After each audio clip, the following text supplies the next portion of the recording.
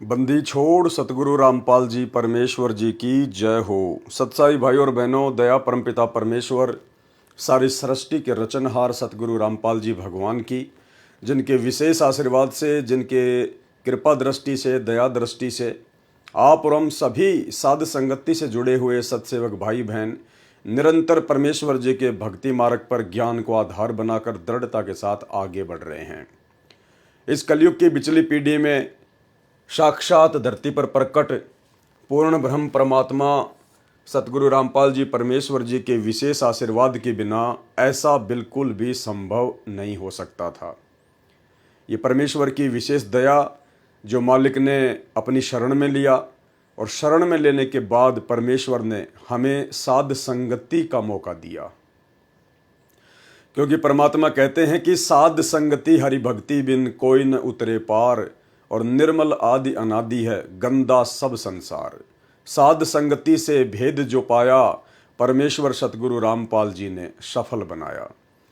आज गुरुदेव भगवान का विशेष आशीर्वाद और साध संगति की बदौलत ही हम पूर्ण ब्रह्म परमेश्वर जो असंख्य ब्रह्मांडों का स्वामी है, जो निर्गुण रूप में सतलोक में बैठकर सभी का भरण पोषण करता है, वह परमेश्वर स्वयं धरती पर संत रामपाल जी के रूप में प्रकट है, जिनको हम आज पहचान पाए, जान पाए।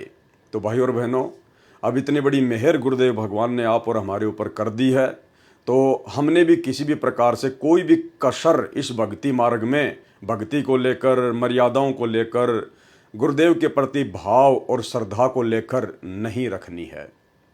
तो भाई और बहनों, यथार्थ भक्ति बोध के सरलार्थ के ऊपर हम आगे बढ़ें, उससे पहले गुरुदेव भगवान से विनती करेंगे, आशीर्वाद लेंगे, ताकि परमेश्वर हमें सद्बुद्धि बख्शे और उनके कर कमलों से रचित यथार्थ भक्ति बोध के अनुवाद को हम समझ सकें।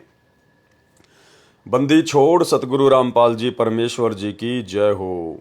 परमपिता परमात्मा सारी सृष्टि के रचनहार, कुल मालिक, असंख्य ब्रह्मांडों के स्वामी, जगत गुरु, तीनों लोकों में प्रवेश करके सबका भरण पोषण करने वाले राजाधिराज, आत्माधार, नाथों के नाथ, देवों के देव, महादेव, सर्वेश्वर, महेश्वर, मृत्युंजय, अजरो अमर, आदि अनादि, सनातनी प्रभु, जगत पिता जगदीश्वर, श्री श्री 1008 की उपाधि के वास्तविक अधिकारी, अकाल मूर्ति, शब्द स्वरूपी राम, वासुदेव, सर्वगतम ब्रह्म, परम पूजे, प्रथम पूजे, परम संत, परम पुरुष, परम धनी, परम दयालु, सत्य कबीर, हक्का कबीर, अल्लाह अकबर, बाखबर, अल्लाह ताला, जगत के तारणहार, जगत के मुक्तिदाता, जगत के जगन्नाथ, हारे के सहारे, हिंदुओं के राम, मुसलमानों के अल्लाह, सिखों के वाहिगुरु, ईसाइयों के मसीह, दया के सागर दया निधि, करुणा के सागर करुणा निधि, स्वयंभू परिभू, संकट मोचन, कष्ट हरण, मंगल करण, दुख भंजन, अविगत कबीर, निर्विकार निर्विषम परमात्मा, अलय अलेख सतगुरु, आदि अनादि सतगुरु, असली मर्यादा पुरुषोत्तम, असली राम, असली कृष्ण, असली घनश्याम,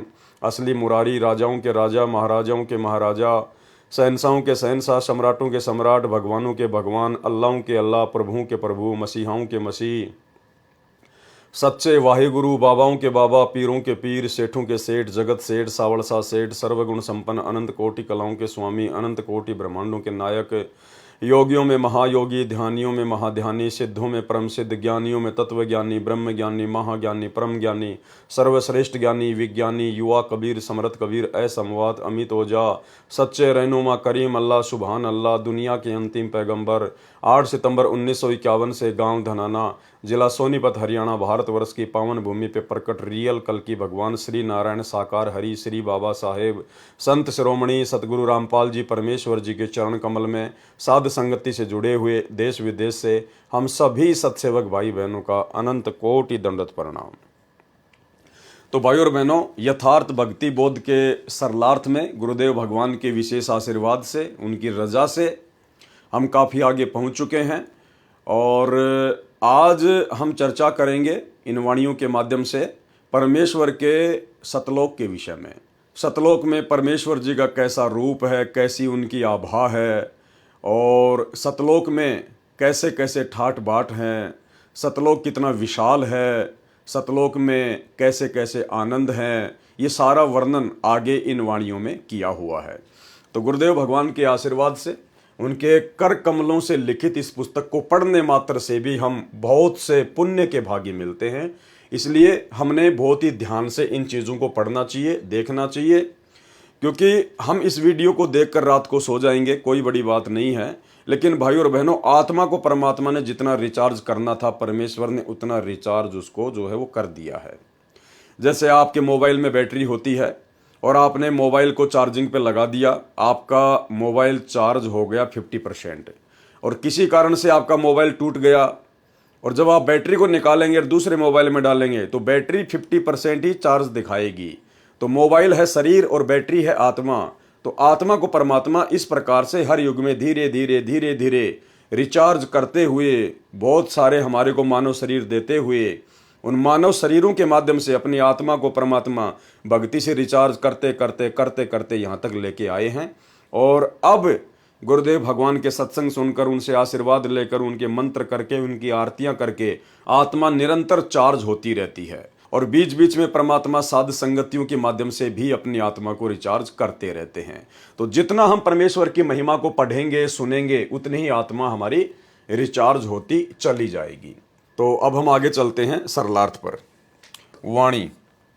काल इंद्री कुर्बान कादर अविगत मूर्ति खूब है, छत्र सवेत विशाल लोचन गलताना महबूब है। ये सतलोक में परमेश्वर जी की महिमा का वर्णन किया गया है। परमेश्वर को कालिंद्री कहा गया है। कालिंद्री का क्या अर्थ होता है? परमेश्वर कहते हैं, जिस प्रकार इस काल के 21 ब्रह्मांड में काल के आगे जितनी औकात एक इंद्र की होती है, उसी प्रकार सतलोक में यहाँ का जो ब्रह्म है, इस जैसे वहाँ पे करोड़ों इंद्र हैं, करोड़ों। यानी यहाँ 21 ब्रह्मांड में काल जितना शक्ति युक्त है, ऐसे ऐसे तो ना जाने अरबों खरबों संखों इंद्र उस परमेश्वर के दरबार में उसकी शोभा बढ़ाते हैं। तो क्या कहा परमेश्वर ने? काल इंद्री कुर्बान कादर अवगत मूर्ति खूब है, और छत्र सवेत विशाल लोचन। परमेश्वर जी के शीश पर सवेत छत्र है, और जो सवेत छत्र गुरुदेव के सिंहासन के ऊपर है, उनके शीश के ऊपर है। सतलोक में एक सत्संग में गुरुदेव ने बताया कि इस पृथ्वी से भी कई गुना बड़ा वो छत्र सतलोक में परमात्मा के शीश के ऊपर है। सवेत छत्र विशाल लोचन, यानी परमेश्वर के विशाल नेत्र हैं, और गलताना महबूब है। काल इंद्री का अर्थ है कि परमेश्वर कबीर जी के लिए काल अर्थात 21 ब्रह्मांड के स्वामी ब्रह्म जैसे तो इंद्र जैसे हैं। जैसे काल लोक में एक ब्रह्मांड में एक इंद्र का लोक है, जिसके अधीन 33 करोड़ देवी देवता हैं। इंद्र उनका राजा है, जिस कारण से देवराज भी कहा जाता है। परंतु 21 ब्रह्मांडों का राजा है काल, परंतु ये जो ब्रह्म है ये 21 ब्रह्मांडों का राजा है। जैसे ब्रह्म की तुलना में इंद्र की महिमा कुछ भी नहीं है। इसी के आधार से संत गरीबदास जी ने परमेश्वर कबीर जी की उपमा की है कि उस कादिर अर्थात समर्थ परमात्मा की शक्ति महिमा के सामने काल ब्रह्म की महिमा उस इंद्र के समान है जो काल लोक में इंद्र बना है। इसलिए परमेश्वर को काल इंद्री अर्थात काल ब्रह्म जैसे, जिसके सामने इंद्र जैसे हैं, जैसे चार भुजा वाले को चतुर्भुजी कहते हैं, ऐसे ही परमेश्वर को कालिंद्री कहा जाता है। सतगुरु रामपाल जी परमेश्वर जी को अर्थात कबीर परमात्मा को कालिंद्री भी कहा जाता है। ऐसे कादिर यानी समर्थ परमात्मा पर मैं संत गरीबदास जी कुर्बान हूं। उस अविगत जिसकी गति अर्थात स्थिति से कोई परिचित न होने से उसे अविगत कहा जाता है। परमात्मा की मूर्ति अर्थात जीवित साकार तस्वीर खूब है, अर्थात वास्तव में परमेश्वर सुंदर शकल में है। वह परमात्मा विशाल लोचन अर्थात बड़ी बड़ी नेत्रों वाला है, मस्त महबूब है अर्थात आत्मा का प्रेमी है। जिस सिंहासन तख्त पर परमात्मा विराजमान है उसके ऊपर सफेद छत्र लगा है। जैसे राजा महाराजाओं के सिर पर छाता नुमा चांदी या सोने का छत्र लगाया जाता था, उसी प्रकार परमेश्वर की स्थिति आंखों देखकर संत गरीबदास जी ने बताई है। वाणी। दिल अंदर दीदार दर्शन बाहर अंत ना जाइए, और काया माया कहाँ बपूरी तन मन शीस चढ़ाइए। सरलार्थ किया है परमात्मा ने। परमात्मा के दर्शन आप अपने हृदय में कर सकते हैं। दिल अंदर दीदार दर्शन, परमात्मा के दर्शन आप अपने हृदय में कर सकते हैं। भावार्थ है कि जिस समय आप सच्चे दिल से भक्ति करके परमात्मा को पुकारोगे तो आपको हृदय कमल में परमात्मा दर्शन देंगे। यानी परमेश्वर जी की भक्ति के लिए हमें कहीं भी भरमने और भटकने की आवश्यकता नहीं है। उस समय जब परमेश्वर सतगुरु रूप में हमें मिल जाएं और अपना यथार्थ ज्ञान दे दें और सत भक्ति मंत्र दे दें, उसके बाद उनकी अनुपस्थिति में, उनकी गैर हाजिरी में हमने उनके लिए या भक्ति के लिए कहीं भी भटकने की आवश्यकता नहीं है। जिस प्रकार वर्तमान में वही कबीर परमात्मा हमें सतगुरु रामपाल जी के रूप में प्राप्त हैं, मिल चुके हैं। इन्होंने हमें अपना अनमोल तत्व ज्ञान दे दिया, सत भक्ति मंत्र दे दिए और कुछ समय के लिए परमेश्वर अपने मिशन को एक दिशा देने के लिए, लीला करने के लिए हिसार जेल में बैठे हुए हैं। और वर्तमान में जो लोग गुरुदेव भगवान की गैर हाजिरी में जगह जगह आश्रमों में धक्के खा रहे हैं, भटक रहे हैं, सब कुछ उनके पास होने के बावजूद भी तो परमेश्वर कह रहे हैं कि दिल अंदर दीदार दर्शन बाहर अंत ना जाइए। अरे उस समय आश्रम में जाएंगे जब हमारे गुरुदेव भगवान साक्षात हिसार जेल से लीला पूरी करके बाहर आ जाएंगे, क्योंकि परमात्मा सर्व कमलों में भी विद्यमान है। जैसे किसी कमरे के द्वार पर किसी पात्र में जल रखा है और द्वार के ऊपर बल्ब या ट्यूब लगी है और दिन में जल रही है, उधर से सूर्य भी उदय है, तो उस पात्र में सूर्य तथा ट्यूब बल्ब दोनों का प्रतिबिंब दिखाई देता है। ट्यूब का प्रतिबिंब तो केवल कमरे में रखे पात्र के जल में दिखाई देता है, परंतु सूर्य का प्रतिबिंब बाहर व अंदर के सभी पात्रों में दिखाई देता है। इसलिए कहा है कि परमात्मा प्राप्ति के लिए शरीर से साधना करके दर्शन कर लो, कहीं अन्य स्थानों, तीर्थों आदि पर न जाइए। परमात्मा प्राप्ति के लिए शरीर तो क्या वस्तु है, सर्वस्व अर्पण कर दो। यानी जिस भगत की भक्ति सही चल रही होगी, जो मर्यादा में रहकर यथार्थ मंत्रों का जाप कर रहा होगा, तो उसके हृदय कमल में उसको परमेश्वर जी के दर्शन होने शुरू हो जाएंगे। यहाँ पर यह शंका ना हो आप और हमारे को कि भाई हम तो 10 साल से भक्ति कर रहे हैं, मेरे को 15 साल हो गई, मेरे को तो अभी तक किसी भी कमल में अपने गुरु जी के दर्शन ही नहीं हुए। भाई और बहनों, वर्तमान में गुरुदेव हमारे समक्ष प्रकट हैं, धरती पर प्रकट हैं और परमेश्वर ने ज्ञान से अपनी पहचान करवानी है। ये ज्ञान मार्ग चुना है परमात्मा ने, चमत्कारों का मार्ग नहीं चुना है। इसलिए साक्षात परमात्मा धरती पर प्रकट हैं और हमारे घरों पर गुरुदेव भगवान की जो फोटो है, जो तस्वीर है, वो उनके साक्षात ही दर्शन हैं। वो फोटोएं कोई फॉर्मेलिटी के लिए नहीं रखी हैं, क्योंकि वो फोटोएं परमेश्वर का वास्तविक रूप है, सतगुरुदेव भगवान का वास्तविक रूप है, सतलोकीय रूप है। इसलिए जब हम उन फोटो में दर्शन करते हैं तो गुरुदेव भगवान के ही दर्शन होते हैं। और जब परमेश्वर की मर्जी होगी तो उस समय परमात्मा हमारे को अपने हृदय कमल में, अपने दिल में भी दर्शन करवा देंगे।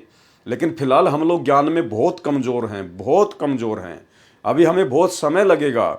अगर हमारे साथ अभी से ऐसा होने लग गया, हालांकि जो मंत्र हमें गुरुदेव भगवान ने दिए हैं, इन सत भक्ति मंत्रों के थोड़े से जाप से ही चमत्कार होने शुरू हो जाते हैं। लेकिन वर्तमान में आप और हम भक्तों की नादानी को देखकर, आध्यात्मिक कमजोरी को देखकर परमेश्वर जानबूझकर उन कमलों में, उन मंत्रों की साधना से हमारे को दर्शन नहीं दे रहे। अन्यथा हम लोग भ्रमित हो सकते हैं, अहंकार में आ सकते हैं। इसलिए परमेश्वर जी का ऑपरेशन है, परमेश्वर अपने हिसाब से ही उसको चलाएगा, ठीक करेगा। हमने उनकी रजा में राजी रहना है। हमें परमात्मा चाहे किसी भी कमल में दर्शन दे या ना दें, हम अपने गुरुदेव भगवान के दर्शन रोजाना करते हैं, उनकी तस्वीरों के माध्यम से करते हैं और सूक्ष्म रूप में मानसिक तौर पर परमेश्वर का चिंतन मनन करना भी उनके दर्शन ही करने में आता है। तो इस बात को लेकर हमारे मन में शंका नहीं होनी चाहिए।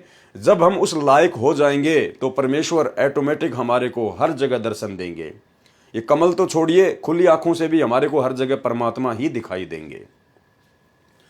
परमात्मा प्राप्ति के लिए शरीर से साधना करके दर्शन कर लो, कहीं अन्य स्थानों, तीर्थों आदि पर ना जाइए। परमात्मा प्राप्ति के लिए शरीर तो क्या वस्तु है, सर्वस्व अर्पण कर दो।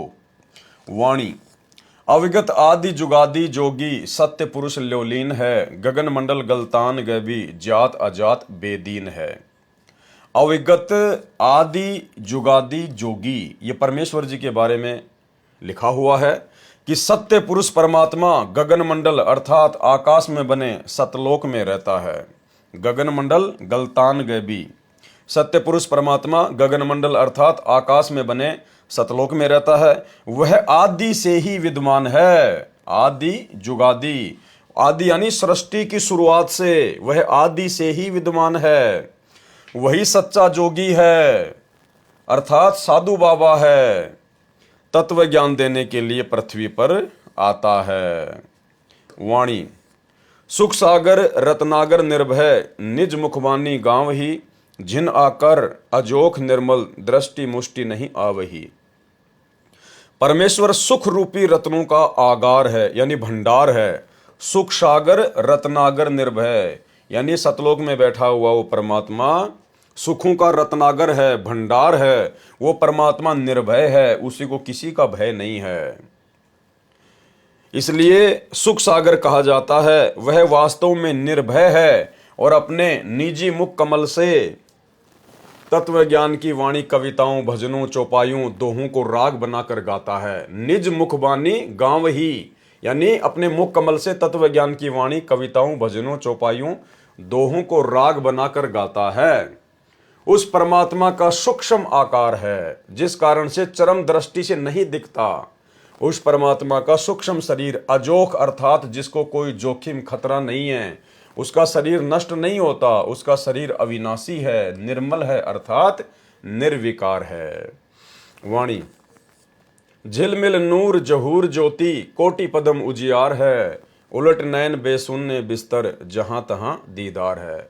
उस परमेश्वर के नूरी शरीर की महिमा की गई है यहाँ पर।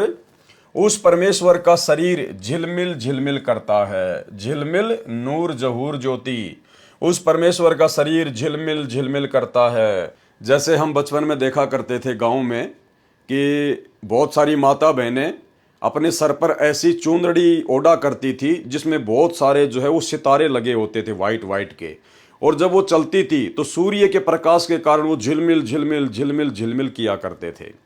या फिर दूसरा उदाहरण ऐसे लीजिए, जैसे आपसे काफ़ी दूर पर किसी पहाड़ पर बहुत सारे बल्ब जल रहे हों और रात्रि में वो दूरी पर जलने के कारण झिलमिल झिलमिल करते हैं। तो इस प्रकार से परमेश्वर के शरीर का जो नूर है, जो तेज है, जो आभा है, वो झिलमिल झिलमिल करती रहती है, बड़ी आनंददायक है। उस परमेश्वर का शरीर झिलमिल झिलमिल करता है। उसके नूर अर्थात प्रकाश का जहूर नजारा ज्योति इतनी है कि करोड़ पद्मों का प्रकाश है। जैसे श्री कृष्ण जी के पैर में पद्म था, उसका प्रकाश 100 वाट के बल्ब जितना था। परमात्मा के शरीर की ज्योति दूर से करोड़ों पद्मों जैसी दिखाई देती है। उसको देखने के लिए अपने नेत्रों को संसार से उलटकर हटाकर ऊपर उस शून्य रूप आकाश में लगा, अर्थात जो गुरुदेव भगवान ने हमें साधना दी है, जो मंत्र दिया है सतनाम का, सुरति नृति मन और पवन के साथ में पूर्ण मर्यादा में रहकर हम उन मंत्रों का जाप करें और एक समय हमें उस परमेश्वर के दर्शन होने शुरू होंगे। जहां परमात्मा का बिस्तर अर्थात निवास है, वहां उस परमेश्वर का वास्तविक दर्शन होता है, जिसके एक रोम अर्थात शरीर के बाल का प्रकाश करोड़ों सूर्य तथा करोड़ों चंद्रमाओं से भी अधिक है। वाणी, अष्ट कमल दल सक्कल रमता, त्रिकुटी कमल मद निरखही, श्वेत ध्वजा सुन गुम्मट आगे, पचरंग झंडे फर्क ही। उस परमेश्वर का वास कहाँ कहाँ है, वो परमेश्वर कहाँ कहाँ रहता है। अष्ट कमल दल सक्कल रमता, 8वें कमल दल यानी अक्षर पुरुष के लोक में भी वो परमात्मा रमा हुआ है, रहता है। और त्रिकुटी कमल मध्य निरखही, और त्रिकुटी पर भी वो परमात्मा सतगुरु रूप में विद्यमान रहता है। जैसे वाणी संख्या 20 के सरलार्थ में स्पष्ट किया है कि कमरे का बल्ब तो केवल कमरे में रखे पात्रों के जल में ही दिखाई देता है, परंतु सूर्य कमरे के बाहर भी जल में दिखाई देता है। उसी का प्रमाण इस वाणी संख्या 24 में स्पष्ट किया है कि एक 8वां कमल दल समूह है, अष्ट कमल दल सक्कल रमता। 8वां कमल दल समूह है जो काल के लोकों से बाहर अक्षर पुरुष के लोक में है, यानी 8वां जो कमल है वो अक्षर पुरुष का है। काल तक के लोक में ये जो हमारा जो पिंड है, इसमें एक ब्रह्मांड की पूरी रचना है, इसमें केवल 7 ही कमल हैं, 7 ही कमल हैं। 8वां कमल अक्षर पुरुष का है आठवां कमल दल समूह है जो काल के लोकों से बाहर अक्षर पुरुष के लोक में है, उसमें भी परमात्मा है। इसके साथ साथ सकल अर्थात सर्व स्थानों पर उसकी सत्ता है। उसको त्रिकुटी कमल में भी देखा जाता है। शून्य अर्थात आकाश में शून्य स्थान वाले सतलोक में परमात्मा के गुम्मट के ऊपर सफेद ध्वजा फरक रही है, लहरा रही है। उस गुम्मट नुमा महल में परमेश्वर सिंहासन पर विराजमान है। उस गुम्मट के आगे ऊंचे स्तंभ पर 5 रंग का झंडा अलग से फरक रहा है। यानी ये परमेश्वर जी की और उनके सतलोक की महिमा की गई है। वाणी सुन मंडल सतलोक चलिए, नोदर मुंद बिसुन है, दिव चिशब्यों एक बिंब देखा, निज श्रवण सुनी धुनी है। ऊपर शून्य रूप आकाश में बने सतलोक में चलो, सुन मंडल सतलोक चलिए।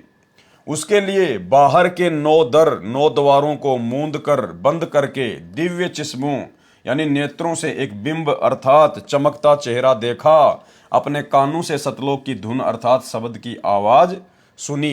ये गरीबदास जी महाराज जी कह रहे हैं कि जब मैं गया परमात्मा के साथ में तो मैंने इस प्रकार से उस परमेश्वर जी के दर्शन किए। सुन मंडल सतलोक चलिए, नोदर मुंद बिशुन है, दिव चिशब्यों एक बिंब देखा, निज श्रवण सुनी धुनी है।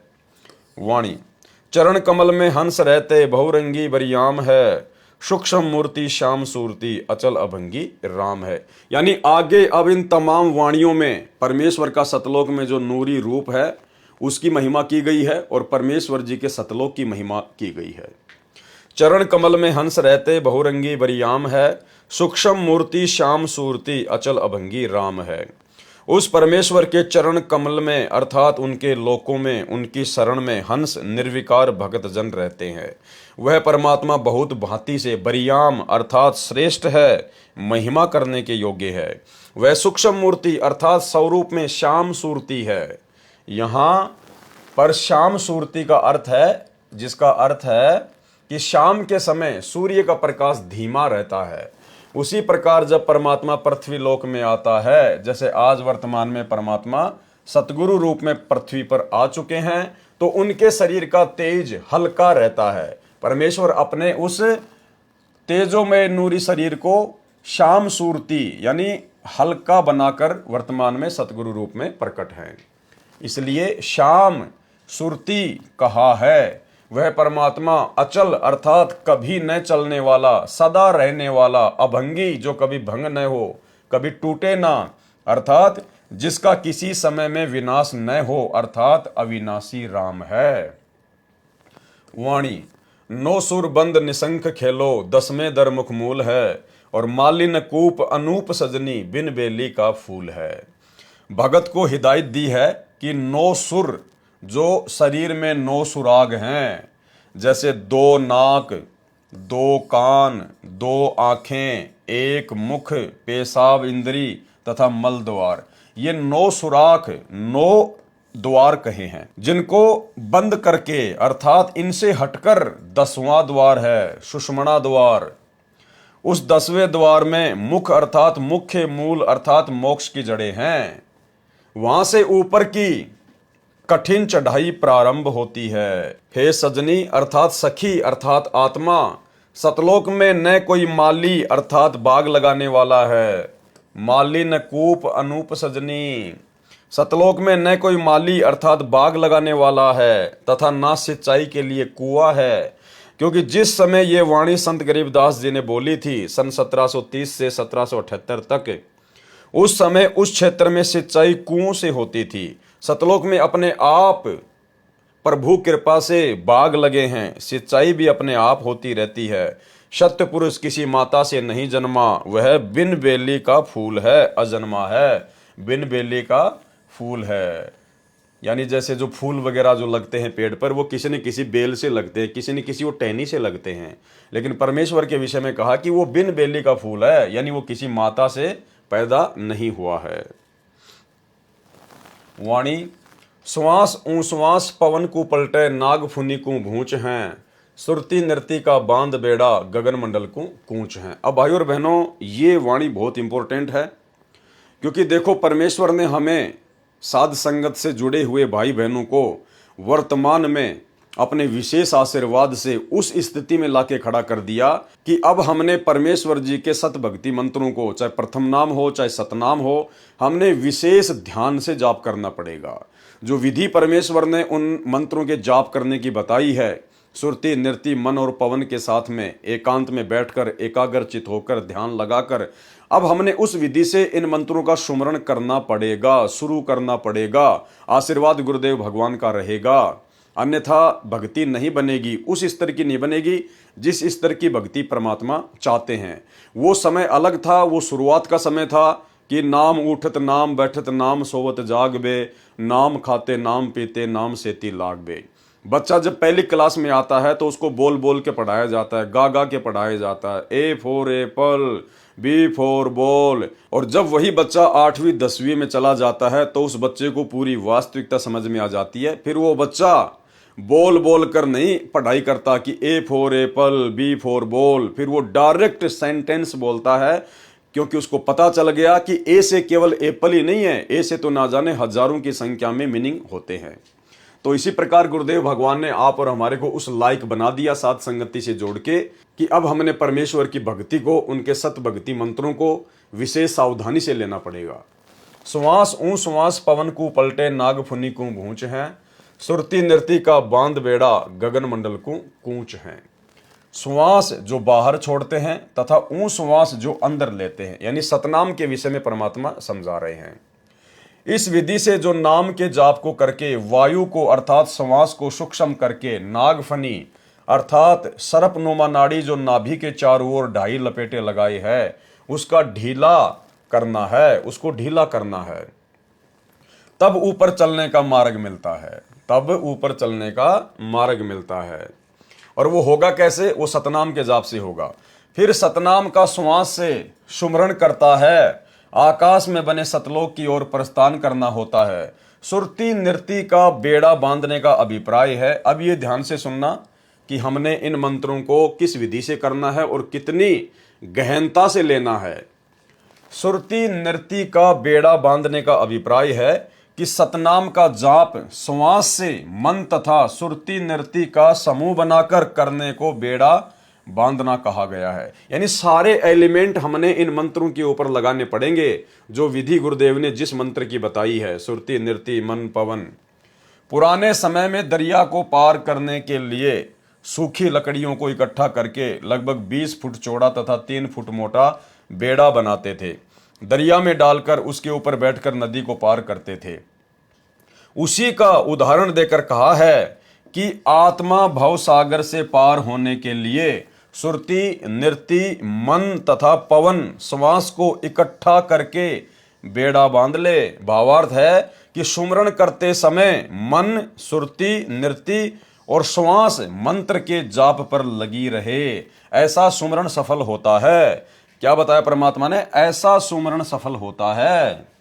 मन कहीं गया, श्वास कहीं चल रही है, माला हाथ में चल रही है, ये सुमरण सफल नहीं होता।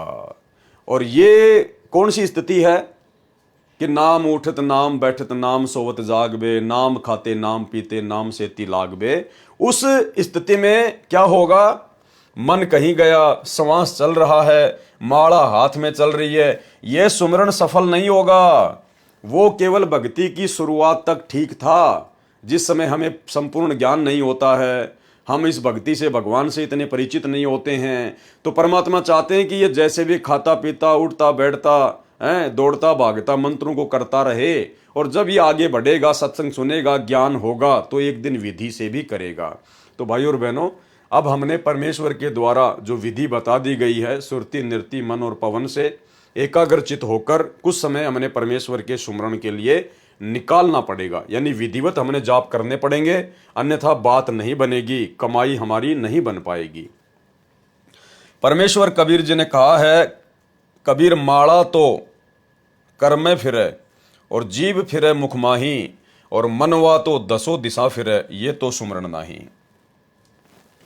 वाणी सुन ले जोग बिजोग हंसा, शब्द महल को सिद्ध करो, ये गुरज्ञान विज्ञान वाणी, जीवित ही जग में मरो। अब ये वाणी भी बहुत ज़्यादा इंपॉर्टेंट है आप और हमारे लिए, सत्सेवकों के लिए, सुमरण को लेकर।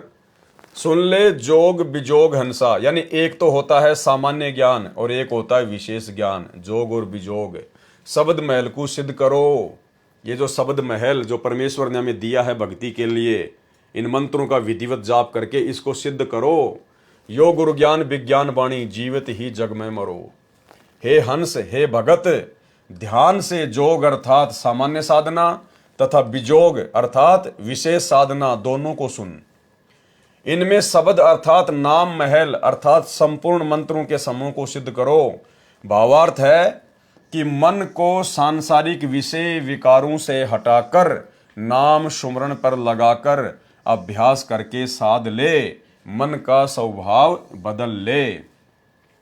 यानी भाई और बहनों, कहने का सीधा सा मतलब ये है कि यदि हमें ये ज्ञान समझ में आ गया हो और ये समझ में आ गया हो कि ये मनुष्य जन्म बड़ी मुश्किल से मिलता है और परमेश्वर की भक्ति के लिए मिलता है, और आज मेरा सौभाग्य है कि मनुष्य जन्म भी है और भक्ति करवाने वाला परमात्मा भी धरती पर प्रकट है, और ये थोड़ा सा जीवन है, ना जाने कब इसका एंड हो जाए, कोई भरोसा नहीं है।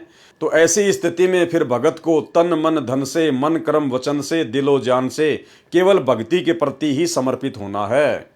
उसको अपना 90% समय केवल परमेश्वर की भक्ति में लगाना चाहिए, 10% केवल अपनी रोजी रोटी के लिए, और रोजी रोटी भी परमेश्वर के आशीर्वाद से मिलेगी, उनकी रजा से मिलेगी। अगर भक्ति करेंगे तो परमेश्वर उसमें कोई बाधा उत्पन्न नहीं होने देगा। जिस परमेश्वर ने करने के लिए भजन दे दिया तो भोजन के लिए परमात्मा भूखा नहीं मारेगा, भोजन की व्यवस्था तो परमात्मा पहले करेगा। तो हमने ज़्यादा से ज़्यादा समय परमेश्वर की भक्ति के लिए निकालना चाहिए। और जितने भी हमारे सांसारिक काम धंधे हैं जो हमने फैला रखे हैं, यो गुरु ज्ञान विज्ञान वाणी, जीवत ही जग में मरो, यानी हमने जितने भी सांसारिक काम धंधे जो फैला रखे हैं 2 पैसे के लालच में, और आगे से आगे हम उनको बढ़ाते जा रहे हैं। एक फैक्ट्री लग गई, दूसरी की तैयारी हो रही है, एक ऑफिस खोल लिया, दूसरी ब्रांच की ओर तैयारी हो रही है।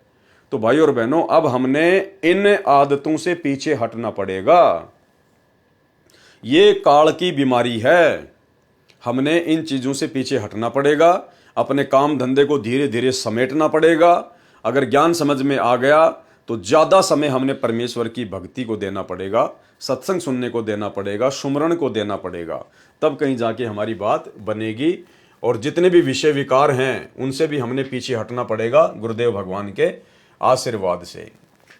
इनमें शब्द अर्थात नाम महल अर्थात संपूर्ण मंत्रों के समूह को सिद्ध करो। भावार्थ है कि मन को सांसारिक विषय विकारों से हटाकर नाम सुमरण पर लगाकर अभ्यास करके साध ले, मन का स्वभाव बदल ले। ये है गुरु ज्ञान और विज्ञान अर्थात तत्व ज्ञान की वाणी अर्थात वचन, और जीवित ही जग में मर ले। जीवित जग में मरने का भाव है कि मन की कल्पनाओं को रोककर इच्छाओं का दमन कर। मन की कल्पनाओं को रोककर, मन तो आपको हमेशा आगे से आगे आगे से आगे बढ़ाएगा। और अब तो आपको परमात्मा की भक्ति मिल गई, आपको सहारा मिल गया परमात्मा का, अब तो आपका काम धंधा पहले से कहीं अच्छा चलेगा, तो मन आपको आगे से आगे दौड़ाएगा कि बेटा काम बढ़ा, लेबर बढ़ा, लेबर बढ़ा। तो भाई और बहनों, इन मन की कल्पनाओं को हमने रोकना है, ये सोचकर कि ये काम धंधे करते करते तो असंख्य जन्म बीत गए, कुछ भी हाथ नहीं आया। और भाई और बहनों, अब ये परमात्मा मिला है, काम धंधा भी परमात्मा चलाएगा, थोड़े से में पूरे परिवार का पेट भरेगा, समय आने पर हर प्रकार की हमारी इच्छाओं की पूर्ति करेगा, और बाकी जोड़ जोड़ के रखना, बैंक बैलेंस बनाना, ये फिर भक्ति में भक्तों के काम नहीं है। जीवित जग में मरने का भाव है कि मन की कल्पनाओं को रोककर इच्छाओं का दमन कर। जैसे व्यक्ति की अचानक मृत्यु हो जाती है, उसके मन की सारी योजना फेल हो जाती है। साधक पहले से ही यह धारणा बनाकर संसार में निर्वाह करता है, लंबी चौड़ी योजनाएं न बनाकर इच्छाओं को सीमित रखता है। यानी भगत के परमात्मा ने लक्षण बताए हैं कि लंबी चौड़ी योजनाएं न बनाकर इच्छाओं को सीमित रखता है। क्योंकि आज हम जिन कार को, कोठियों को, बड़ी बड़ी फैक्ट्रियों को बनाने में, अपने काम धंधे को बढ़ाने में, प्लाटों पे प्लाट लेकर पटकने में, जमीनों पर जमीन लेकर पटकने में, जो अपना जितना समय बर्बाद हम कर रहे हैं, ये सब कुछ चीज़ें यहीं रह जानी है, कुछ भी साथ नहीं जाएगा, शरीर भी साथ नहीं जाएगा, सबको पता है। लेकिन जब गुरु का ज्ञान हो जाए तो फिर हमने इन चीज़ों पर कंट्रोल रखना सीखना होगा, हमने कंट्रोल करना पड़ेगा इनके ऊपर, अन्यथा हमारा अधिकांश समय इन्हीं मन की कल्पनाओं में व्यर्थ हो जाएगा। लंबी चौड़ी योजनाएं न बनाकर इच्छाओं को सीमित रखता है। वह यह विचार करके सत्संग में जाता है कि मान ले मेरी आज मृत्यु हो जाती तो भी घर, ऑफिस, कार्यालय का कार्य नहीं कर सकते थे। इसलिए मान ले हमारी मृत्यु हो गई, हम चले सत्संग में, 3-4 दिन के लिए जीवित मर गए। विचार करें, मृत्यु तो किसी की भी कभी भी हो सकती है, तब भी कार्य से सब्र करना पड़ता है। सर्व कार्य सदा के लिए छूट जाता है, वह हानि भी हो जाती है जो मरने वाले की कमाई, मेहनत, व्यापार न करने से होनी है। उसकी क्षतिपूर्ति कभी नहीं हो सकती। जो भगत जीवित मरकर सत्संग में 3-4 दिन के लिए गया था, उसके अभाव में 3-4 दिन में जो व्यवसाय में हानि होनी थी, उसकी क्षतिपूर्ति तो वह फिर से कर सकता है, क्योंकि वह परमानेंट नहीं मरा है, वह तो जीवित मरा है। वैसे तो भक्तों के सत्संग में जाने से कभी हानि नहीं होती, लाभ ही होता है। इसको कहते हैं जीवित मरना। संत गरीबदास जी ने कहा है कि गुरुजी द्वारा बताए ज्ञान तथा तत्व ज्ञान का सारांश ये है कि यदि भक्ति करना तथा मोक्ष पाना चाहता है तो जीवित मर ले, यानी उपरोक्त सारी चीजों को अपने जीवन में धारण कर ले।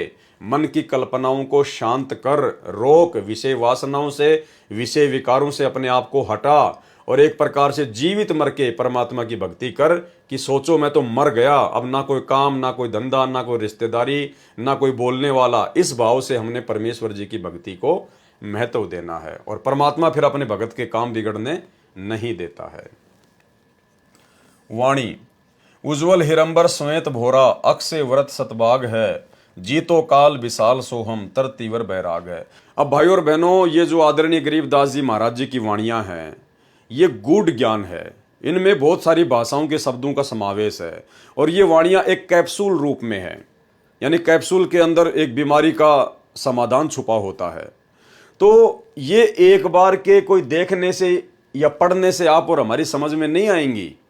कोई ये सोचे कि भाई हम तो पढ़ रहे हैं, हमारी समझ में नहीं आ रही ये वाणियां, तो ये मुझे भी कोई एक बार कोई पढ़ने से या देखने से समझ में नहीं आ रही हैं, लेकिन आत्मा चार्ज हो रही है। आत्मा अंदर से इस ज्ञान को स्वीकार जो है वो कर रही है और धीरे धीरे जब हम इन वीडियो को बार बार देखेंगे, परमेश्वर की इस पुस्तक को जब कभी हम पढ़ेंगे, कभी हम गुरुदेव के सत्संग सुनेंगे, इन वाणियों का जिक्र आएगा, क्योंकि आने वाले समय में परमात्मा गरीबदास जी की वाणियों पर ही सत्संग करेंगे। बाकी ब्रह्मा विष्णु महेश का बाप कौन है, उसकी माँ कौन है, दुर्गा का पति कौन है, ये परमात्मा ने बता दिया। जो बताना था वो डीवीडी भर चुकी हैं, मेमोरी कार्ड भर चुके हैं, सत्संग यूट्यूब पर पड़े हैं। जिसको वो प्रमाण देखने वहां जाकर देखो। आने वाले समय में परमात्मा केवल वाणियों का ही खुलासा करेंगे, तो फिर हमें ये वाणियां भी धीरे धीरे समझ में आने लगेंगी। इसलिए यदि किसी भाई के मन में इस प्रकार का भाव उठ रहा हो कि मेरे तो कुछ समझ में नहीं आ रहा, मेरे तो कुछ जो है पल्ले नहीं पड़ रहा, भाई ये पल्ले एक बार में नहीं पड़ती हैं। इनको पल्ले लगाने के लिए बहुत सारा समय देना पड़ता है। इनको बार बार इनको पढ़ना पड़ेगा, परमात्मा के सत्संगों को ध्यान से सुनना पड़ेगा। इसलिए आप केवल इनको पढ़ते जाइए, देखते जाइए, आत्मा को उसकी खुराक मिलती जा रही है और बाकी धीरे धीरे समझ में आने लग जाएंगी। उज्ज्वल हिरंबर श्वेत भोरा, अक्षय व्रत सतभाग है, जीतो काल विशाल सोहम तर तीवर बैराग है। सतलोक को अक्षय वृक्ष सतभाग कहा है, श्वेत भोरा आत्मा को कहा है, क्योंकि सतलोक एक अविनाशी स्थान है। भगत काल लोक में मैले विचारों वाला काला भंवरे जैसा हो चुका है। ये भगत उत्तम कर्म करके, सत्य साधना करके उज्जवल सफेद हंस बनकर जाता है, अर्थात पवित्र होकर सतलोक में जाता है। उसके लिए बताया है कि सोहम आदि आदि जो भक्ति के संपूर्ण मंत्र हैं, उनको तरतीवार प्राप्त करके तरतीवर बैराग है। तरतीवर का मतलब होता है तरतीवार, कर्म अनुसार। जैसे परमात्मा 3 क्रम में हमारे को नाम दीक्षा देते हैं, उसको कहते हैं तरतीवार। उसको तरतीवार प्राप्त करके, जैसे पहली बार दीक्षा में 7 मंत्र दिए जाते हैं, दूसरी बार में सतनाम की दीक्षा दी जाती है, फिर तीसरी बार में सारनाम देकर दीक्षा क्रम पूरा किया जाता है। इसको तरतीवार बैराग धारण करना कहते हैं। मोक्ष के लिए वैराग्य कर ले, संसार के अस्थायी सुख तथा संपत्ति संतान से मोह कम करके वास्तविकता को ध्यान में रखकर साधना करने को संत जी ने कहा है, जिससे काल के जाल से मुक्त हुआ जा सकता है। इसे काल को जीतना कहा गया है। वाणी मनसा नारी कर पनिहारी, खाखी मन जहाँ मालिया, कुंभक काया बाग लगाया, फूले हैं फूल बिसा लिया। यानी मनसा का मतलब परमात्मा ने बताया हमारी इच्छाएं, फालतू की ये कल्पनाएं जो मन पैदा करता है, तो हम इनको कैसे सेट करें। तो उसके लिए परमात्मा ने बताया मनसा नारी कर पनिहारी। अब ये पनिहारी क्या होती है? इस साखी में उपमा अलंकार है। मन की कल्पनाओं को उस औरत की तरह भक्ति तथा शुभ काम में लगाए रख, जैसे पहले के समय में पानी लाती थी, उसको सारा दिन पानी लाने में ही व्यस्त रहना पड़ता था, उसको पनिहारी कहा जाता था। खाखी मन जो अज्ञान से प्रेरित होकर सांसारिक चौंचलों वैभव को प्राप्त करने के लिए मनसा अर्थात कल्पनाएं करता रहता है, खाखी मन जहां मालिया, यह कल्पनाओं का बाग लगाने वाला माली है। खाखी मन, ये जो मन है, जो काल है, ये क्या है? एक प्रकार से माली है। ये इस मन को यहाँ की खाकी थोथी जो कल्पनाएं हैं उनके अंदर लगाए रखता है। मकान बना ले, गाड़ी ले आ, वो प्लाट सस्ता मिल रहा है वो ले ले। तो परमात्मा कहते हैं इसको कैसे शांत करना है, कैसे रोकना है। यह कल्पनाओं का बाग लगाने वाला माली है ये मन। उस मनसाधारी अर्थात कल्पनाओं को श्वास श्वास से नाम का जाप का पानी लाने वाली पनिहारी नारी बना ले, अर्थात व्यस्त रख। जैसे वो औरत सारा दिन पानी लाने ले जाने में लगी रहती थी, वो पनिहारी। इसी प्रकार से जो मंत्र आप और हमें दे दिया है सतनाम या प्रथम नाम, तो परमात्मा कहते हैं इसको श्वास श्वास या जो विधि गुरुदेव ने जिस मंत्र की बताई है उसको लगाए रख, ताकि वो मन जो है व्यस्त रहे और फालतू की जो ये कल्पनाएं होती हैं ये उसको सोचने का मौका ना मिले।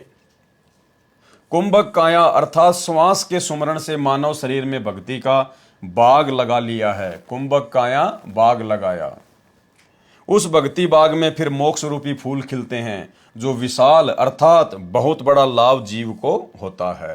कुंभक काया बाग लगाया, फूले हैं फूल बिसा लिया। वाणी कच्छ मच्छ कूरम धोलम, शेष सहस फुन गाँव ही, नारद मुनि से रटे निज दिन, ब्रह्मा पार न पावही। पौराणिक लोग मानते हैं कि मत्स्य अवतार, कच्छप अवतार तथा कूरम, धोल, शेषनाग ये सभी सृष्टि को सहारा दिए हुए हैं। संत गरीबदास जी ने इन पौराणिक धारणाओं का खंडन किया है। पारख के अंग में कहा है कि गरीब कूरम ऊपर शेष है, शेष शीश पर धोल, धोल दरनी ले रहा, यह पड़ी ज्ञान की रोल। पौराणिक व्यक्तियों की धारणा है कि सृष्टि इस प्रकार ठहरी है। कूरम यानी कछुए के ऊपर शेषनाग बैठा है, शेषनाग के सिर पर धोल अर्थात बैल खड़ा है, बैल ने अपने सींग पर पृथ्वी उठा रखी है। संत गरीबदास जी ने कहा है कि यह तो ज्ञान में रोल अर्थात भूल भुलैया लगी है। वाणी में खंडन किया है, गरीब कूरम किसके आसरे और कौन शरण है शेष, बटक बीज विस्तार है समझे ज्ञान नरेश। गरीब अनंत कोटि ब्रह्मांड का एक रति नहीं भार, सतगुरु पुरुष कबीर है कुल के सिरजन हार। प्रथम वाणी की प्रथम पंक्ति में प्रसन्न किया है तथा प्रथम वाणी की दूसरी पंक्ति तथा दूसरी वाणी में उत्तर दिया है कि आप कहते हो कि कूरम के ऊपर शेष है, तो कूरम किसके सहारे रुका हुआ है?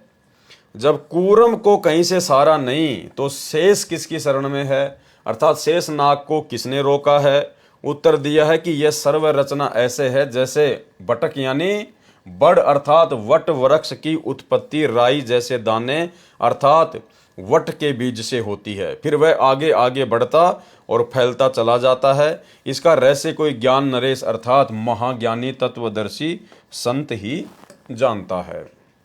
वास्तव में असंख्य ब्रह्मांडों के सृजनहार परमेश्वर कबीर जी ही हैं और सतगुरु रूप में प्रकट होकर उन्होंने ये ज्ञान स्वयं ही बताया है। अनंत ब्रह्मांडों को एक दूसरे से आकर्षित करके रोका है। यह परमात्मा की शक्ति से ही गुरुत्व आकर्षण सर्व ग्रहों तथा ब्रह्मांडों में कार्य कर रहा है। परमेश्वर ने सर्व संसार की रचना करके अपनी शक्ति से चला रखा है। जैसे वैज्ञानिकों ने रॉकेट बनाकर प्लूटो ग्रह पर भेजा है, जो 9 वर्ष तक चलकर उसकी कक्षा में चक्कर लगा रहा है। इसी प्रकार परमात्मा कबीर जी ने सर्व ब्रह्मांडों की संरचना ऐसे की है कि ये अपने आप चल रहे हैं तथा चक्कर लगा रहे हैं। इनका समय निर्धारित कर रखा है, तब तक ये चलते रहेंगे। परमेश्वर पर इनका कोई भार नहीं है। जैसे कि मानव ने हवाई जहाज बना रखा है जो आकाश में उड़ता है, मानव उसके ऊपर सवार है। इसी प्रकार परमेश्वर ने सर्व ब्रह्मांडों की रचना करके चला रखा है, उड़ा रखा है तथा स्वयं भी उसी पर बैठे हैं। वाणी संख्या 32 ब्रह्म वेदी का सरलार्थ चल रहा है। उसी प्रसंग पर आता हूं। आपके अनुसार माने तो जिन कच्छ मच्छ कूरम धौल तथा शेषनाग को आप इतने शक्तिशाली मानते हो, तो वे भी किसी अन्य समर्थ की भक्ति कर रहे हैं, परंतु सर्व प्राणी शास्त्र विधि त्याग कर मनमाना आचरण कर रहे हैं, जिस कारण से सफलता नहीं मिल रही। शेषनाग के 1000 मुख हैं और प्रत्येक मुख में 2-2 जीभ हैं। शेषनाग भी नाम जाप करता है, उसको भी आज तक परमात्मा की महिमा का ज्ञान नहीं। उसको परमात्मा का पार अर्थात मोक्ष स्थान नहीं मिला है। इसके अतिरिक्त शास्त्र विधि विरुद्ध साधना नारद जी जैसे ऋषि भी नाम की रटना लगाते हैं, वे भी असफल रहे। उनके पिता श्री ब्रह्मा जी को भी परमात्मा का पार नहीं पाया, मोक्ष की प्राप्ति नहीं हुई। वाणी शंभु जोग बिजोग साध्या अचल अडिग समाध है, अविगत की गति नाही जानी लीला अगम अगाध है। शंभु यानी शंकर जी। श्री शंकर जी ने जोग अर्थात सामान्य साधना द्वारा तथा परमेश्वर जी के केवल सोहम नाम प्राप्त करके उसको विजोग अर्थात विशेष साधना मानकर अचल अडिग अर्थात लंबे समय तक निश्चलता से समाधि लगाई, परंतु अविगत अर्थात पूर्ण परमात्मा की गति यानी स्थिति नहीं जान सके। शंभु जोग बिजोग साध्या अचल अडिग समाध है, क्योंकि उस परमेश्वर की लीला अगम अगाध यानी सबसे भिन्न है, आगे की है। अविगत की गति नाही जानी लीला अगम अगाध है। वाणी सनकादिक और सिद्ध 84 ध्यान धरत है तास का, 24 अवतार जपत हैं परमहंस प्रकाश का।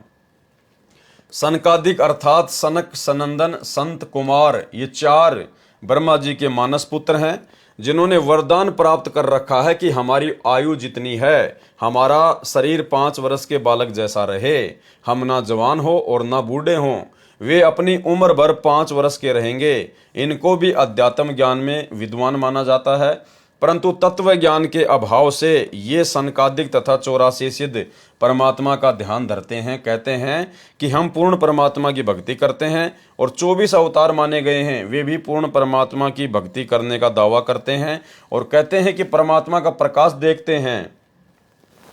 परमात्मा परमहंस तो निराकार है, ये सब भ्रमित साधना करके काल जाल में ही फंसे हैं। यानी भाइयों और बहनों, आप और हम सभी भाई बहनों का जिन्होंने परमेश्वर की शरण प्राप्त कर ली है सतगुरु रामपाल जी की, आप और हमारा कितना बड़ा सौभाग्य है कि ये इतने बड़े बड़े सिद्ध महर्षि ब्रह्मा विष्णु महेश देवी देवता, इनको भी परमात्मा की महिमा का ज्ञान नहीं है, इनको भी ये तत्व ज्ञान नहीं है, इनको भी मोक्ष मार्ग नहीं है। ये भी आने वाले समय में 84 लाख योनियों में मां कष्ट उठाएंगे। तो आप और हमने किस कदर अपने गुरुदेव भगवान के ऊपर कुर्बान हो जाना है। परमेश्वर ये समझाना चाहते हैं कि तुम्हारा कितना बड़ा सौभाग्य है कि जो वस्तु उन महिमावान लोगों को नहीं मिली जो इस सृष्टि के आधार हैं 21 ब्रह्मांड के, और तुम्हें वो परमात्मा आज सहज में मिल गया। इसलिए उस परमेश्वर की कदर कीजिए। 87, 88 और 33 सूरज चंद चिराग है, धर अंबर धरनी धर रटते अवगत अचल बिहाग है। 88,000 ऋषि तथा 33 करोड़ देवता तो सूरज तथा चंद्र की तरह हैं। जैसे देवताओं को सूरज जानो और ऋषि रूपी चांद से अधिक उज्जवल हैं। धर जो काल के अवतारधारी हैं, वे धरती पर तथा आकाश में अन्य द्वीपों में जाकर शास्त्र विरुद्ध नामों को रटते हैं। वह अविगत अर्थात परमेश्वर अचल विहाग यानी यथावत स्थिर है। उसकी भक्ति विधि में कोई परिवर्तन नहीं है। तत्व ज्ञान के अभाव में मनमाना आचरण करके साधक बने हैं, सब काल जाल में ही हैं। वाणी सुर नर मुनिजन सिद्ध और साधिक पार ब्रह्म को रटत हैं, घर घर मंगलाचार चोरी ज्ञान योग जहां बटत हैं। सर्व देवता तथा ऋषिजन भ्रमवश मान रहे हैं कि हम पार ब्रह्म अर्थात पूर्ण परमात्मा की भक्ति कर रहे हैं। घर घर में मंगलाचार अर्थात शुभ कामनाएं देते हैं और ज्ञान भी सुनाते हैं जो अधूरा ज्ञान है। वाणी चित्रगुप्त धर्मराय गावे आदि माया ओंकार है, कोटि सरस्वती लाभ करत है, ऐसा पार ब्रह्म दरबार है। यानी इस वाणी में सतलोक की महिमा की गई है। चित्र तथा गुप्त तथा धर्मराज भी ओंकार अर्थात काल का जाप करके उसकी आदि माया जाल में उलझे हैं। काल लोक में शारदा अर्थात सरस्वती जो ब्रह्मा जी की पुत्री है, उसकी आवाज अत्यंत सुरीली बताते हैं। उसके गाने सुनकर देवता लोग आनंद लेते हैं। संत गरीबदास जी ने बताया है कि सतलोक जो पार ब्रह्म का दरबार है, उसमें ऐसी ऐसी करोड़ों सरस्वती अपनी सुरीली आवाज में गाने गाती हैं। वाणी कामधेनु कल्पवृक्ष जाके इंद्र अनंत सुर भरत हैं, पार्वती कर जोर लक्ष्मी सावित्री शोभा करत हैं। इस वाणी में भी सतलोक की महिमा की गई है।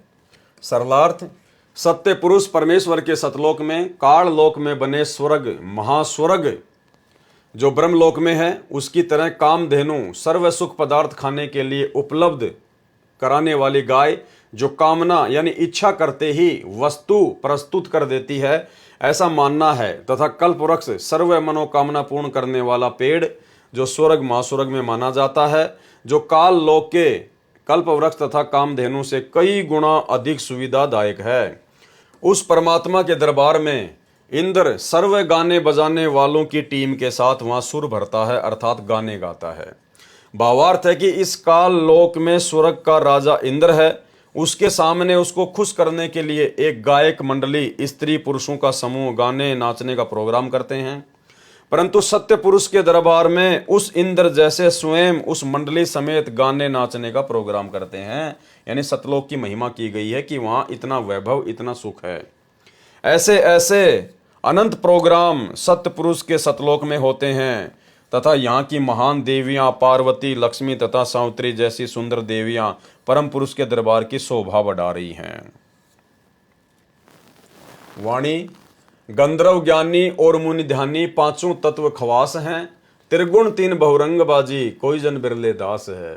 गंधर्व एक देव श्रेणी है, वे विद्वान भी माने जाते हैं तथा मुनि ध्यानी अर्थात ऋषिजन ध्यान बहुत करते हैं। ऐसे ऐसे सतलोक में अनेकों हंस हैं और पांचों तत्व उस सतलोक में नौकर हैं। काल लोक में तो पांच तत्व प्रधान हैं, क्योंकि यहां सर्व रचना पांच तत्व से बनी है। त्रिगुण यानी ब्रह्मा रजगुण विष्णु सतगुण तथा शिव तमगुण है। ये तीनों यहाँ काल लोक में प्रधान है। इन्हीं पांचों तत्व तथा तीन गुणों से काल की सर्वबाजी अर्थात रचना व्यवस्थित है। परंतु यहाँ पर सब अभिमानी है। दास अर्थात नम्र भगत तो कोई कोई है। वाणी ध्रुव प्रहलाद अगाध अग है, जनक विदेयी जोर है, चले विमान निदान विद्या धर्मराय की बंद तोड़ है। काल की भक्ति करने वाले ध्रुव तथा प्रहलाद जैसे बहुत अगाध यानी सर्वोपरि भक्ति वाले अगय यानी आगे पहुंचे हुए माने जाते हैं। और जनक विदेयी को भी इसी श्रेणी में लेते हैं, जो विमान में बैठकर स्वर्ग गए थे। रास्ते में नरक में 12 करोड़ प्राणी कष्ट झेल रहे थे। राजा जनक विदेयी ने अपनी भक्ति से आधे पुण्य उनको संकल्प करके दे दिए, जिस कारण से वह नरक खाली हो गया। धर्मराज का विधान है कि जिसका जितना नरक समय है वह नरक में कष्ट भोगेगा, और जिसका जितना समय स्वर्ग में है वह उतने समय स्वर्ग का सुख भोगेगा। परंतु राजा जनक जी ने वह बंद तोड़ दिया, अपने पुण्यों का आधा हिस्सा देकर उनका वह नरक समय समाप्त कर दिया, जिस कारण से वे 12 करोड़ प्राणी स्वर्ग में चले गए। परंतु राजा जनक को काल ने लूट लिया, उसके आधे पुण्य समाप्त कर दिए, जिस कारण से वह पुण्यात्मा शीघ्र पुण्यहीन होकर पुनर्जन्म को प्राप्त हुई और सिख गुरु नानक जी के रूप में श्री कालूराम मेहता खत्री के घर पंजाब की धरती पर जन्मे। अब देखो भाई और बहनों, इसमें बहुत सारी बातें हैं। परमेश्वर के आगे काल की कोई औकात नहीं है। काल केवल उतना ही सोच सकता है जितना परमात्मा चाहते हैं।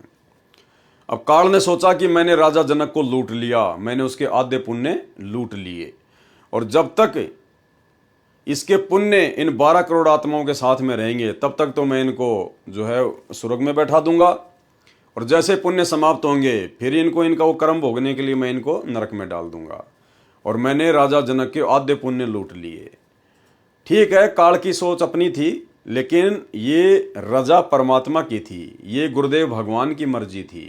क्योंकि भाइयों और बहनों, युगों युगों से परमात्मा उस आत्मा के साथ में थे, और कलयुग की पिछली पीढ़ी में उस आत्मा को मनुष्य जन्म देकर उनको पार भी करना था।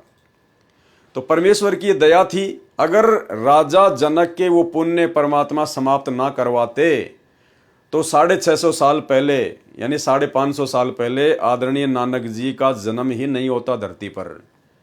क्योंकि परमात्मा ने उनके उसी हिसाब से वो पुण्य काल के माध्यम से नष्ट करवा दिए, ताकि जब परमात्मा सन 1398 में इस कलयुग के प्रथम चरण में आए तो उसके थोड़े समय बाद में वो राजा जनक वाली आत्मा भी नानक जी के रूप में जन्म लेकर धरती पर आ जाए। तो सोचिए भाइयों और बहनों, जैसे ही राजा जनक के पुण्य समाप्त हुए, काल ने उसको नीचे पटक दिया। अब यदि राजा जनक अपने वो आधे पुण्य उन 12 करोड़ आत्माओं को ना देता तो भाइयों और बहनों 550 साल पहले वो यहाँ पे जन्म लेकर पैदा ही ना होता, क्योंकि उसके आधे पुण्य और शेष होते और ना जाने कितने समय तक वो ऊपर ऐश करता, आराम करता। तो सब कुछ परमेश्वर ने सेट किया हुआ है। काल केवल खुश हो जाता है कि मैंने बहुत अच्छा कर दिया, मैंने उसको लूट लिया, मैंने ये कर लिया। लेकिन परमात्मा जिन आत्माओं के साथ में है, उन आत्माओं का अकाउंट फिर परमात्मा के अकॉर्डिंग होगा, सबका नहीं होता। जो परमेश्वर के हंस होते हैं, जो किसी कारण से भक्ति छोड़ देते हैं, त्याग देते हैं, लेकिन जो गुरुद्रोही नहीं होते, उनके साथ फिर परमात्मा रहता है, फिर उनका अकाउंट परमात्मा के हाथ में होता है। तो सारा खेल ये सतगुरु रामपाल जी भगवान का, उस कबीर भगवान का था। दूसरी ओर 12 करोड़ आत्माओं को नरक से निकलवा कर स्वर्ग ले गए। इस कारण से वाह वाह प्रशंसा के पात्र बने, परंतु अपना भक्ति धन लुटा दिया। फिर वे 12 करोड़ प्राणी राजा जनक द्वारा दिए पुण्य का समय स्वर्ग में भोगकर फिर उसी नरक में डाले गए। उनका जो नरक भोगने का समय शेष बचा था वह तो भोगना ही पड़ा। तत्व ज्ञान न होने के कारण राजा जनक ने उपकार भी किया, परंतु उन 12 करोड़ आत्माओं को कोई लाभ नहीं हुआ, क्योंकि उनको नरक तो भोगना ही पड़ा। कुछ समय स्वर्ग में रहकर क्या लाभ हुआ? कुछ नहीं, क्योंकि आम व्यक्ति ये मानता है कि कुछ समय तो सुख मिला उन 12 करोड़ प्राणियों को। परमेश्वर कबीर जी ने संत गरीबदास जी को तत्व ज्ञान दिया था, उसके आधार से वह कुछ समय के लिए मिला सुख व्यर्थ है। यदि पुण्य नरक में न आना पड़ता तो राजा जनक जी का उपकार सराहनीय था। वह सतनाम सारनाम की सत्य साधना से संभव है। इसलिए कहा है कि राजा जनक भी लुटे गए और उन 12 करोड़ प्राणियों को भी पुण्य नरक भोगना पड़ा। राजा जनक ने जो कार्य किया वह जोर है, अर्थात खूब है, प्रशंसा के योग्य है। ऐसे ऐसे और भी बहुत से धर्मात्मा हुए हैं, परंतु तत्व ज्ञान में कहा है कि आत्म प्राण उद्धार ही ऐसा धर्म नहीं हो, यानी जो किसी आत्मा का उद्धार कर दे, उसका मोक्ष करवा दे, उससे बढ़कर और कोई धर्म नहीं है। और ये धर्म वर्तमान में सतगुरु रामपाल जी परमेश्वर जी के हाथ में है। भावार्थ है कि यदि जीवात्मा का जन्म मरण, कभी स्वर्ग कभी नरक का चक्कर कोई छुड़वाता है तो उससे बढ़कर कोई धर्म नहीं। ये कार्य परम संत ही कर सकते हैं। कौन कर सकते हैं? परम संत ही कर सकते हैं। और वे परम संत स्वयं कबीर परमात्मा है, जो आज धरती पर सतगुरु रामपाल जी के रूप में प्रकट हैं।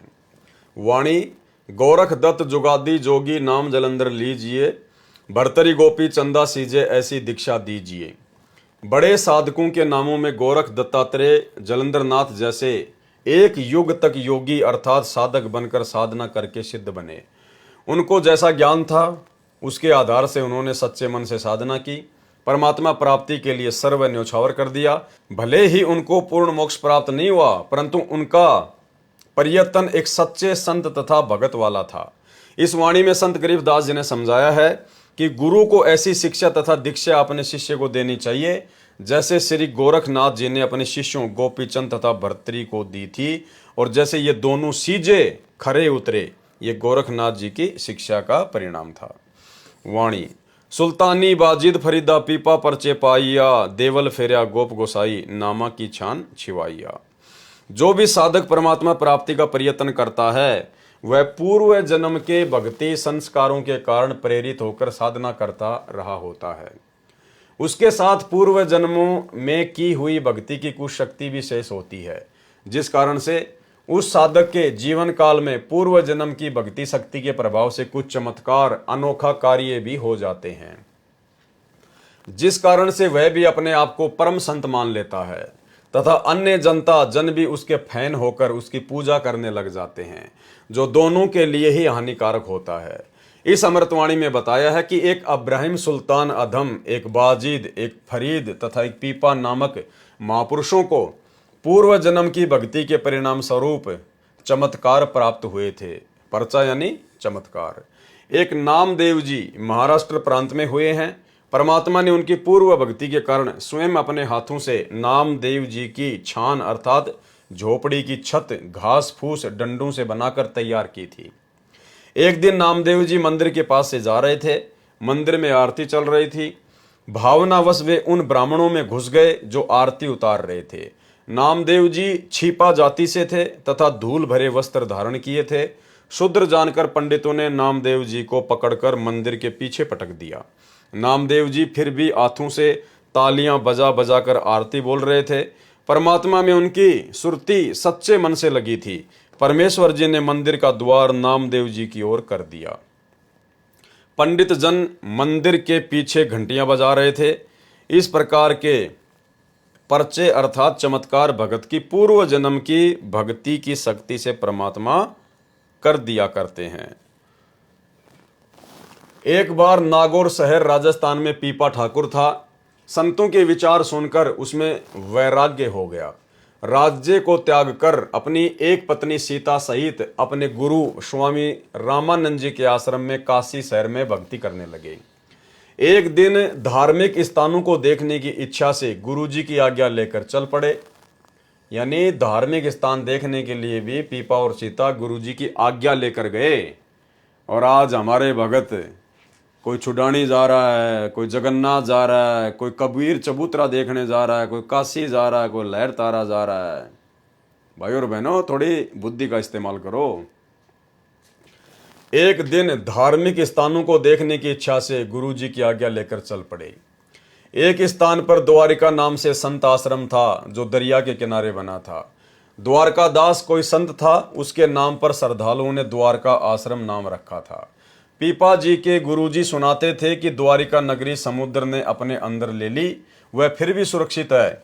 स्वामी रामानंद जी श्री विष्णु अर्थात श्री कृष्ण जी के दृढ़ भगत थे।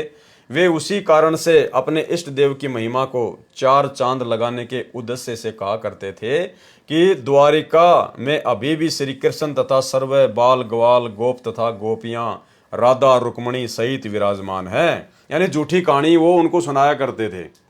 भगत पीपाजी तथा भगतमती सीता जी अंधविश्वासी सच्चे श्रद्धालु थे, जो अपने गुरुजी के एक एक शब्द को सत्य मानते थे। उस आश्रम से आधा किलोमीटर दूर एक पेड़ के नीचे दोनों भगत बैठे थे। वहां एक पाली गौवे चराने वाला आ गया। वह शरारती था। पीपा भगत ने उस पाली से जानना चाहा कि हे भाई, सुना है कि द्वारका नगरी जल में समाई है, उसमें श्री कृष्ण जी तथा सर्व गोपाल राधा रुक्मणी तथा गोपियां आज भी रहते हैं, वह कहां पर है? ग्वाले अर्थात पाली ने कहा कि जहां आप बैठे हो उसके ठीक सामने इसी दरिया में द्वारका नगरी है। वे कहने लगे कि क्या आपने देखा है? ग्वाले ने कहा कि मैं तो कल ही भगवान तथा द्वारिका वासियों से मिलकर आया हूं। उस शरारती ग्वाले तथा अपने गुरुजी से सुनी फोकट महिमा को सुनकर उनका विश्वास और दृढ़ हो गया। दोनों ने आपस में एक राय करके श्री कृष्ण जी की द्वारिका को देखने तथा भगवान के दर्शन करने की इच्छा से दरिया में कूद गए अर्थात छलांग लगा दी और दरिया के जल में ओझल हो गए। ग्वाला वहां से चलने लगा तो खेतों में कार्य कर रहे किसान ने पूछा कि ये दोनों भगत किस कारण से दरिया में डूब मरे। ग्वाले ने सर्व बात बताई कि मैंने तो मजाक किया था। उन्होंने सत्य मानकर प्रभु दर्शन के लिए दरिया में छलांग लगा दी। किसान ने उस ग्वाले को बहुत धिक्कारा और कहा कि तुझे बहुत पाप लगेगा। आसपास के गांव में उस दुर्घटना की खबर आग की तरह फैल गई। फिर 7 दिन के बाद उसी दिन वे दोनों नदी से बाहर निकले और किनारे पर खड़े हो गए। उन दोनों को दरिया से जीवित निकला देखकर खेतों के किसान तथा गवाले दौड़कर आए और उनसे जीवित रहने का कारण जानना चाहा। भगत पीपाजी व भगतमती सीता जी ने बताया कि हम डूबे नहीं, हम तो भगवान श्री कृष्ण जी से मिलने, उनके दर्शन करने द्वारिका नगरी में गए थे। हमारे गुरुजी ने बताया था कि भगवान की द्वारिका जो वास्तविक नगरी है वह जल में समा गई है। भगवान तथा सर्व द्वारिकावासी आज भी उसमें आनंद ले रहे हैं। जो द्वारिका जल से बाहर है वह तो बाद में बनाई गई है, वह वास्तविक द्वारिका नहीं है। हम 7 दिन तक भगवान श्री कृष्ण जी के साथ उनके महल में रहे हैं। हमारी सेवा भगवान श्री कृष्ण जी ने सुदामा जी की तरह की। राधा तथा रुक्मणी जी, श्री कृष्ण जी सर्व रानियों से मिले, गोपी तथा गवालों से भी बातें की। जब हमने चलने की आज्ञा चाही तो श्री कृष्ण जी ने अपनी अंगुली से निकालकर मेरे को, पीपा जी को अंगूठी छाप दी। देखो, इस पर कृष्ण अक्षर लिखा है, शुद्ध सोने की है। उपस्थित व्यक्तियों को बड़ा आश्चर्य किया कि ये क्या कह रहे हैं। बातें विश्वसनीय नहीं है, परंतु उनको अपनी आंखों से दरिया में डूबते तथा बाहर आते देखा है। अविश्वास को स्थान नहीं है। जब वे अपने गुरु रामानंद जी के आश्रम काशी बनारस में पहुंचे तो उनको भी श्री कृष्ण जी से मिलने और 7 दिन तक उनके साथ रहने की बात कही तो उनको भी विश्वास नहीं हुआ। कहने लगे कि क्या कह रहे हो, तुम्हारा दिमाग तो नहीं चल गया? जल में जीवित कैसे रह सकते हो? जल में तो द्वारिका है, वह तो खंडर हो चुकी है। यानी वो पहले तो कह रहा था कि वहां सभी रहते हैं, श्री कृष्ण, बाल गवाल गोपियां रहती हैं, और अब कह रहा है कि वो तो खंडर हो चुकी है। भगवान श्री कृष्ण जी तो गोलोक में ऊपर जा चुके हैं, उस समुद्र में थोड़े ही हैं। जब पीपा सीता ने बार बार भोलेपन से कहा तथा सर्व गोपाल गोपियों, राधा रुक्मणी, श्री कृष्ण जी से हुई बातें बताई तथा श्री कृष्ण द्वारा दी गई छाप अंगूठी दिखाई जिस पर कृष्ण नाम खुदा हुआ था देवनागरी लिपि में, ये सब पीपा सीता से सुनकर तथा छाप देखकर स्वामी रामानंद जी को विश्वास करना पड़ा।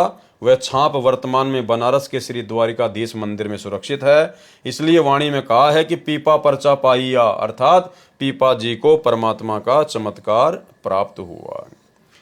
अब भाइयों और बहनों, ये तत्व ज्ञान है और गुरुदेव भगवान के आशीर्वाद से इसको समझा जा सकता है। इसमें बहुत सारे भेद हैं।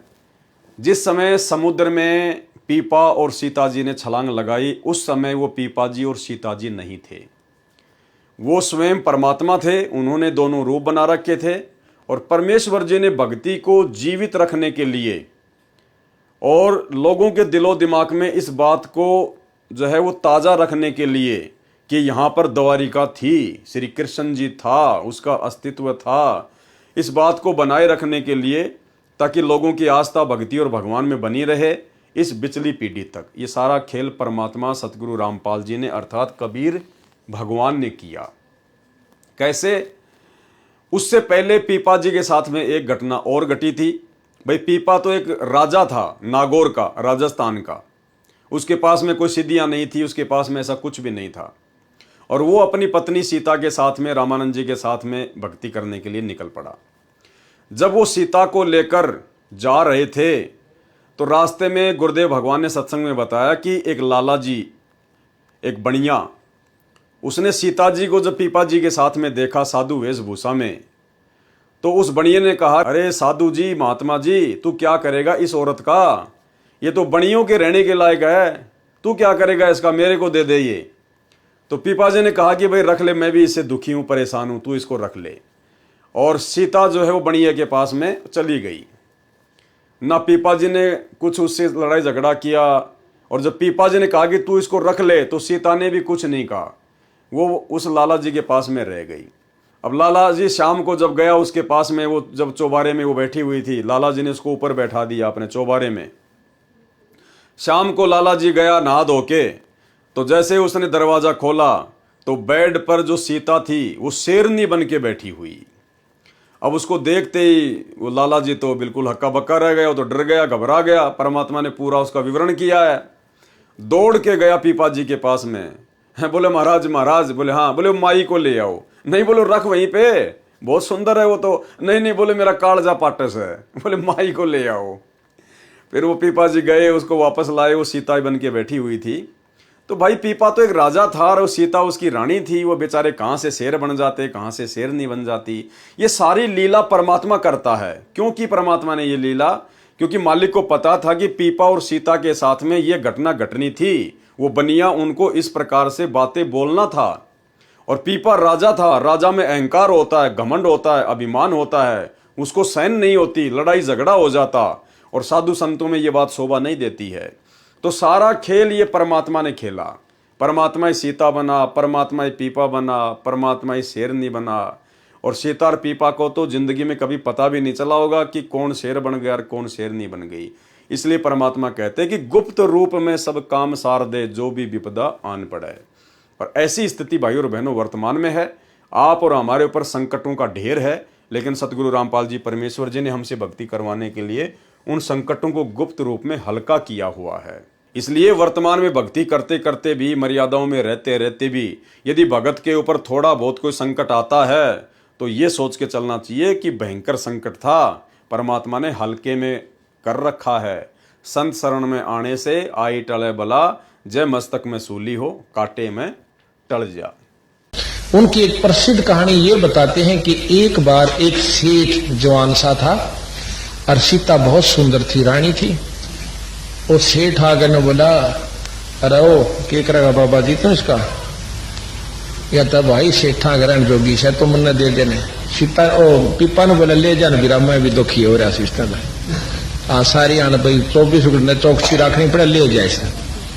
सेठ ले आया, मुंह दे रहे सी दिन में शांत सी, ऊपर चौबारे में बिठा दी अपनी दुकान के में, और खूब नहा धोकर सीता ने बोली नहा धोकर आइए। बोला अच्छा। जब वो गहना नहा धोकर कुआड़ खोले तो शेरनी बनी बैठी, बाणिए पैड काला में नोकुला करता करता तड़ा आगे देता और थक बुढ़िया लांग रही लेकर पीपा जी दो रहा है। नो बोला नो से न साधु जी कहाँ? उमाई ने लिया। बोला ना उड़े राख तो मैं क्या मेरी जा क्या हो गया जब सा अगर मेरी गेल चाल मेरा कालजा पाटे। तो भाई उन्हें लेके पीपा जी गया, बड़ा देखा सीता बैठी नो की नो। बोला की बात होया? अगर बस दो जोड़े हाथ भाई तोड़ी जा। बोला तो ऐसी ऐसी कथाएं बंदी छोड़ने दिखाई, क्योंकि जिसमें जो परमात्मा आश्रित हो जाते हैं ना, उनका कोई बाल बांका नहीं कर सकता।